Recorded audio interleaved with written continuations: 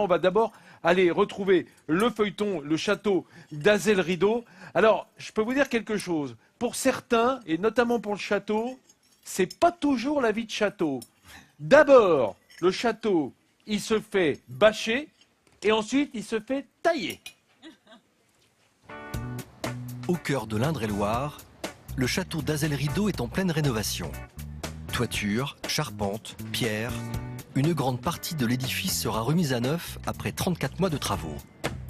Direction le chantier pour voir où en est la restauration. Sous cette immense bâche, les couvreurs sont à l'œuvre.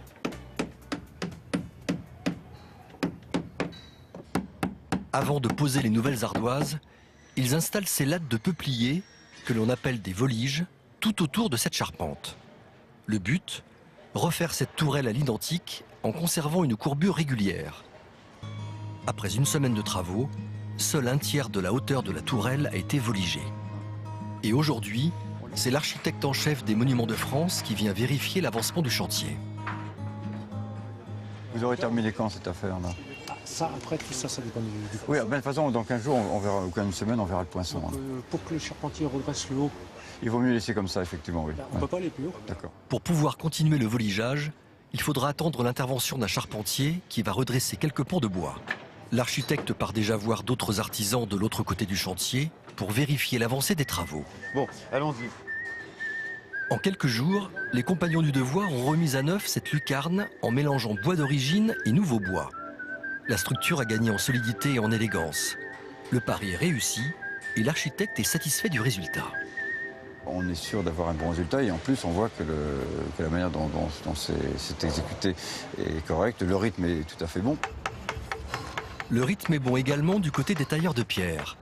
Au début de la semaine, ils s'étaient donné pour objectif de changer toutes les pierres endommagées. Plus de 80% ont déjà été remplacés. Pour toi? Aujourd'hui, c'est Christelle Laurent, l'administratrice du château, qui vient observer l'évolution du chantier. Bonjour Jean-Michel. Bonjour. Vous allez bien? Bien, et vous? Ouais. Ça avance sérieusement, vous en êtes où là? Oui, ça va, on a bien avancé cette semaine. On a fini la pose des pierres de Roger S. Mondo au-dessus des machicoulis. Là, du coup, on est en train maintenant de continuer en remontant sur les ouvertures, sur les baies. D'accord. Il y a eu un grand remplacement de pierres ici, elles ici. étaient très abîmées. Ah oui, ici, la totalité, à 100%. Ah oui, à 120, à 100%. Complètement désagrégé. Pour Christelle Laurent, voir le travail de ses passionnés est un moment émouvant.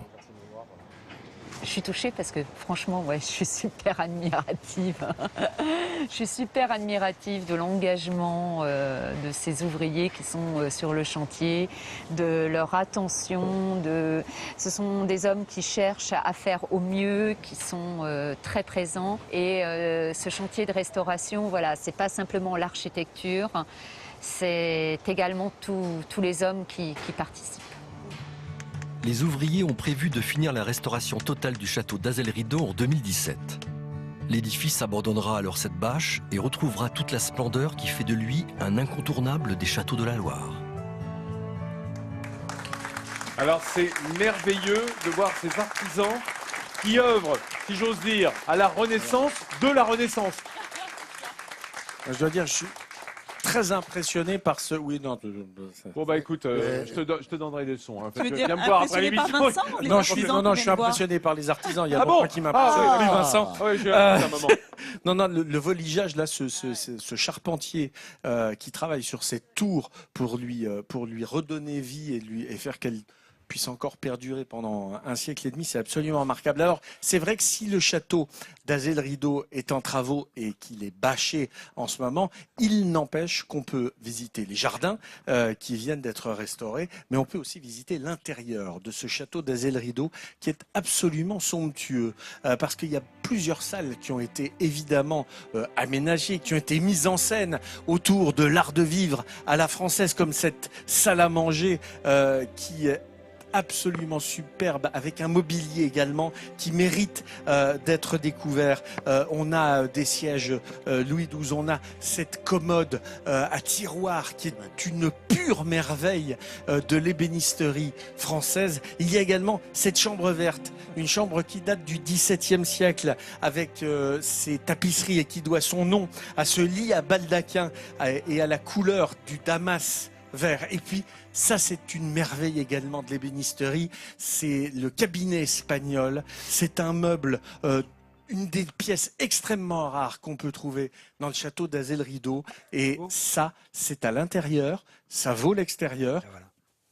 L'extérieur du château, il revient, faut attendre 2017.